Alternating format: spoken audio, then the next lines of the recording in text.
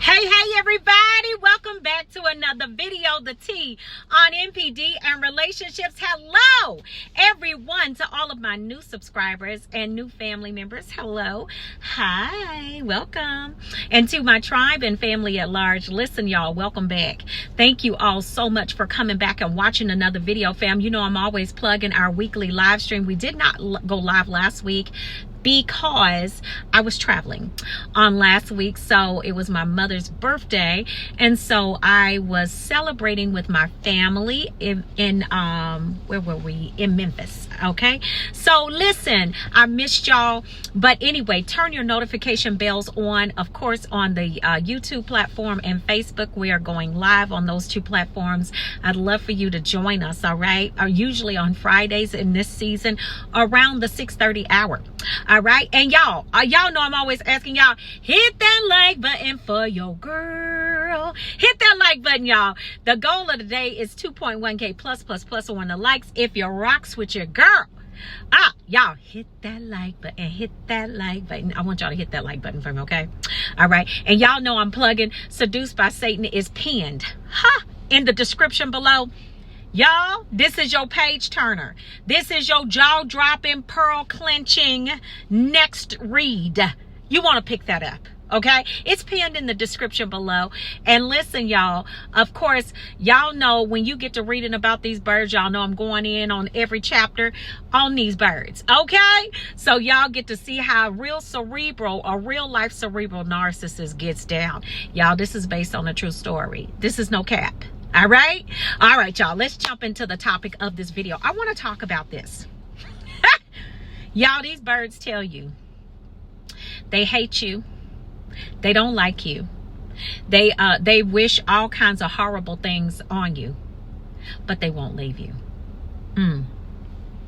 They hate you, all of that. Yes, all of that. But they don't want to leave you. A lot of y'all had to end up leaving a narcissist. At least I hope you did, right? So, what's going on with them?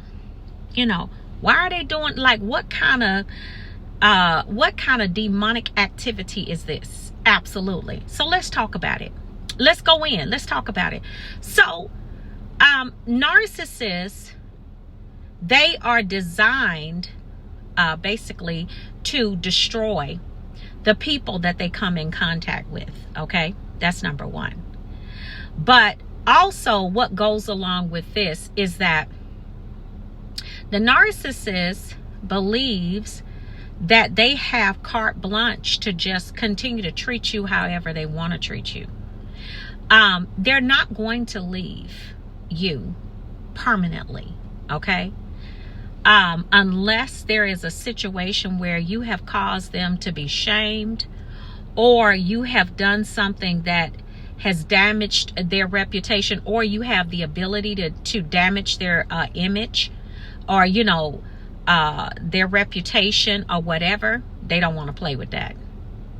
But yes, narcissists will call you, and typically how you know that you're with one that is going to definitely abuse you to this particular level verbally is usually they are going to verbally abuse you.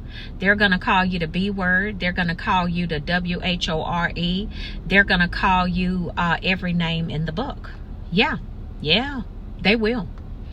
And the ones that do this, it's a spirit that's on them. And I kid you not, y'all, every client that I've had that have told me about this verbal abuse, do y'all know that the narcissists, all different people, they don't even know each other. All of them call them these same names. Can you believe that? They call them these same names. They use verbatim the same names that I'm telling y'all. Each client that has told me or shared with me that level of abuse, these are the names that they were called. And they were told they hated them, that they don't know why they were there with them. They were going to leave them. That's another thing that they'll do too, is they'll threaten you. They'll threaten you that they're going to leave you. They're going to do this. They're going to do that.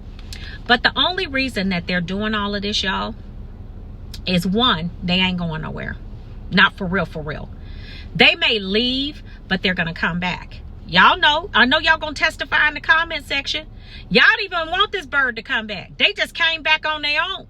You know, and you allowed them to come back because when they were gone, you didn't really know what you were dealing with, and you failed to heal from the situation and become whole because you probably hadn't dealt with this level of evil before, right? So now you sitting there like, what in the world is this that I'm dealing with? So you thinking that the narcissist is coming back to act right, and they're gonna, you know, they're gonna get it together because, you know, they done begged you back and whatever. So you let them come back, only to find out it was gonna be worse on round 2, 3, 4, 5, 6, 7. That's the average number of times people go back. 8, 9, 10 sometimes more than that. But they tell you all of these things because they want you to stay locked in emotionally, okay? They want you to fight, to have them change their minds, to change their minds about hating you, okay? Especially if you are a person that has problems with codependency. You are a person that's your pride is literally damaging you from the inside out, okay? And why am I saying that? Because people that have problems with codependency, they have very bad what we call abandonment issues. So it doesn't matter how badly a person will treat a codependent individual. A codependent will try to stay there and make it work because they have that abandonment factor that's being activated constantly when the narcissist is threatening to leave and to do all of these crazy things, okay? So you're dealing with that. But the narcissist will not leave you because they are not going to try to find other supply that can't do what you're doing or is not willing to do what you're doing. Okay, they're just going to continue to threaten you. They're going to continue to abuse you. The abuse is going to get worse and worse. If they leave and you allow them to come back, it's going to be worse than it ever was when they were there before. I know y'all won't testify, but they tell you all of these things because they want you to stay, again, locked in emotionally. They think that they have an entitlement to you. And remember, to a narcissist, you're not a person. You're just an appliance. You're somebody that they use to be an emotional sounding board. You're just, it's like you have a narcissist will objectify their supply. Yeah, make it make sense. They objectify you, you know, putting you in they treat you just like a utensil. So when they want to use you and activate you, they do all this reactive abuse and get all of these different emotions and reactions out of you. Then they act like nothing ever happened. Yeah. It's crazy, y'all. It's like your brain, it's like you're walking on constant eggshells because you don't know when this nut job is getting ready to go off again. You know what I'm saying? You don't know when they're getting ready to go off. You don't know what they're about to do. But they do all of these things because they always want that revolving door.